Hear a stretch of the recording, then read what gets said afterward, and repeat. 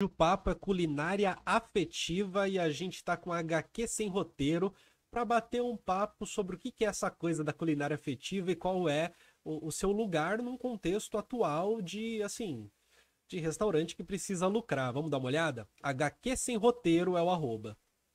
Eu não acredito em culinária afetiva dentro de restaurante. Essas aspas muito fortes vieram do Arnaldo Lorenzato, apresentador de um programa chamado Cozinha com Lorenzato. Essa fala dele foi feita em um programa do Conversa com Bial, programa da Rede Globo. Segundo Lorenzato, que também é crítico na área de gastronomia, não há como pensar uma dimensão afetiva e amorosa de fazer alimentos para familiares e pessoas que se amam em um nível pessoal dentro de uma lógica mercantil de um restaurante. Não há como se vender a ideia desse afeto intimista do alimentar uma pessoa que se ama dentro de um ambiente que precisa se preocupar com contas, aluguel e com a maximização dos lucros. O negócio é o seguinte, né?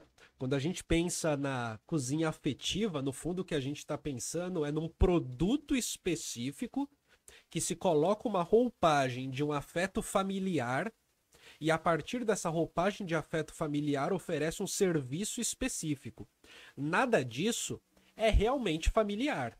A gente está lidando aqui, cara, com o simulacro, né? Do Jean Baudrillard, talvez. O simulacro do Jean Baudrillard não é uma simulação, aliás, que não é uma enganação, não é tipo assim, você está sendo enganado. É como se a construção em torno dos restaurantes de cozinha afetiva se referenciasse uns aos outros enquanto produto de afeto, enquanto produto que performa afeto, de tal maneira que a referência, que seria aquela cozinha da sua mãe de verdade, ela já não existe mais. Essa referência deixa de existir. Em vez da gente lidar com uma enganação, a gente está lidando com uma simulação do que seria uma cozinha de casa. De vez em quando eu chego nesses restaurantes que se vendem como lugares que fazem, abre aspas, comida com afeto. Eu vejo o cardápio e tem lá comidas bonitas, saborosas, apetitosas ao olhar. Aí eu olho para os preços dos pratos e fico com vontade de perguntar para o garçom quanto é que fica o preço desses pratos sem um adicional de afeto. Isso tudo se encaixa muito no que eu falei em outras ocasiões, sobre como a publicidade e a sua linguagem não vendem mais coisas, mas vendem conceitos, principalmente desde a virada do século.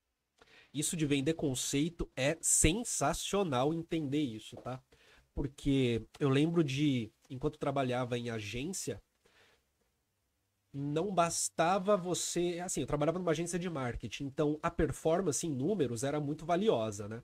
Mas para além da performance em números, tinha também a necessidade de você meio que entender os valores da marca, meio que você entender a história da marca, para conduzir, para conduzir uma produção de marketing que tivesse a ver com o tipo de imagem que a marca quer passar para o mercado. E tudo isso tem a ver com conceito, né? Tem a ver com a elaboração de conceito, tem a ver com. Não basta vender o suplemento alimentar, você tem que vender a imagem de que a pessoa que está comprando, ela própria é uma atleta. E ela é uma atleta de fisiculturismo, mesmo que de fato não seja, tá ligado? Ela é uma atleta no sentido de que todos nós podemos ser atletas. Nesse sentido, elaborando um conceito que abarca todo mundo para que todo mundo possa ser consumidor nesse caso. Mas vamos continuar aqui. Não se vendem mais coisas, se vendem experiências. E isso encontra eco na fala do Arnaldo Lorenzato. Eu não tenho como chegar em um restaurante e acessar por meio de um prato feito por uma lógica comercial o sabor e as memórias das comidas que pessoas que me amam e que me amaram fizeram para mim um dia. Tentar explorar essa experiência tão pessoal e particular, que é o afeto por um determinado tipo de alimento, explorar isso como um diferencial para encarecimento de um produto, além de tudo, é bem deprimente. E é deprimente porque você não vai ter essa coisa, esse afeto ele não vai ser conduzido por conta de um alimento dentro do restaurante, né? O que pode ser conduzido é a produção de um novo afeto que tem como base, e aí a gente começa de novo no Jean Baudrillard e a simulação. Que tem, e agora eu acho que nem é mais simulação, né? Aqui a gente já tá falando de simulacro, de um sistema de simulações em que a referência real desaparece completamente e cada simulação se referencia a uma outra. Que é o seguinte, né? Quando você de fato se sente em casa, se sente aquela comida da vovó, comendo num restaurante, no miolo de São Paulo, cujo cozinheiro você não sabe o nome, cujo nome do cozinheiro você não tem a ideia do que é, sabe? De uma marca famosa, tá ligado? Nesse contexto todo, o que tá nascendo aí o que está acontecendo aí não é um resgate da experiência afetiva da casa da avó, mas é a produção de um novo tipo de afeto que passa a tomar lugar daquilo que seria o afeto da casa da avó. Então o afeto da casa da avó se perde. E o que seria o afeto da casa da avó se transforma nesse afeto novo que está sendo criado no consumo de uma mercadoria dentro do restaurante. Lorenzato termina seu pensamento falando que, apesar de tudo isso que ele disse, um restaurante ainda assim pode ser visto como um espaço de acolhimento. Um espaço gerador por si de boas memórias. Um local onde podem acontecer pedidos de casamento, declarações de amor e momentos de descontração entre amigos e pessoas que se amam. Provavelmente o sentido do nosso corpo que mais lida com coisas indescritíveis e difíceis de compreender é o paladar. E existem mais coisas entre os sabores que comemos e os espaços onde comemos do que sonha a nossa vã filosofia. E aí a parada é a seguinte, né? Todos os elementos que foram citados agora, né? Pode acontecer um casamento, reuniões, você pode ir para um restaurante para comer uma comida gostosa e dar uma desopilada. Isso tudo, de fato, pede um certo acolhimento. O restaurante ele pode te acolher de certa forma. Isso é importantíssimo, relevantíssimo, e eu diria até que não gera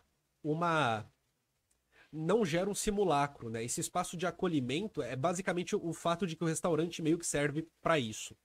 Meio que serve para isso, além de vender comida, né? Além de vender comida, quando se fala de experiência, o que se tá falando é, eu sentei na cadeira, eu tô comendo uma comida gostosa, mas eu tô num ambiente gostoso que eu quero estar, seja no ambiente com gritaria, que às vezes é uma delícia, seja no ambiente de silêncio, que às vezes é uma delícia, seja no ambiente colorido, que às vezes dá uma delícia, seja no ambiente monocromático, que pode ser muito bom também.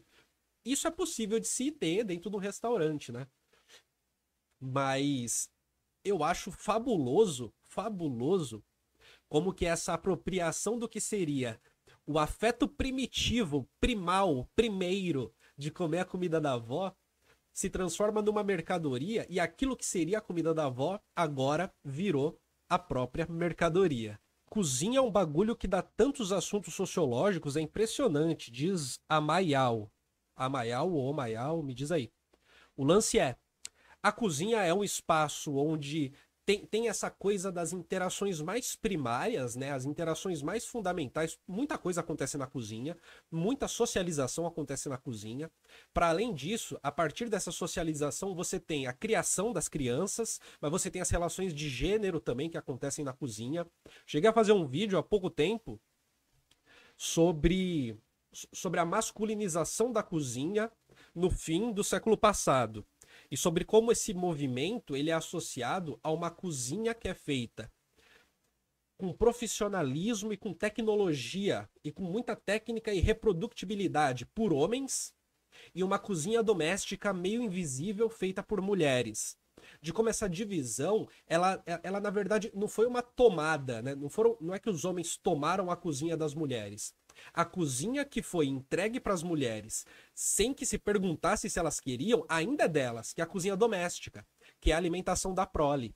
É a cozinha profissional, é a alta cozinha que foi tomada pelos homens e foi masculinizada. E nessa masculinização você tem a figura do chefe, que é uma figura dominante. Você tem a figura do homem que vai brincar de chefe. Você tem a figura da pessoa que ela não tem obrigação de cozinhar todos os dias para a prole.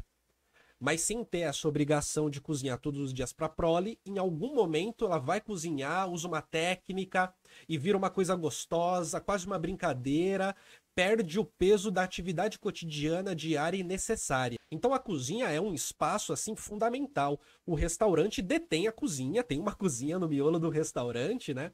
E ali você vai ver qualquer artigo, o povo falando que a cozinha de restaurante tende a ser um ambiente masculinizado pra caramba. Mas é isso, minha gente. Deixa o like aqui nesse corte.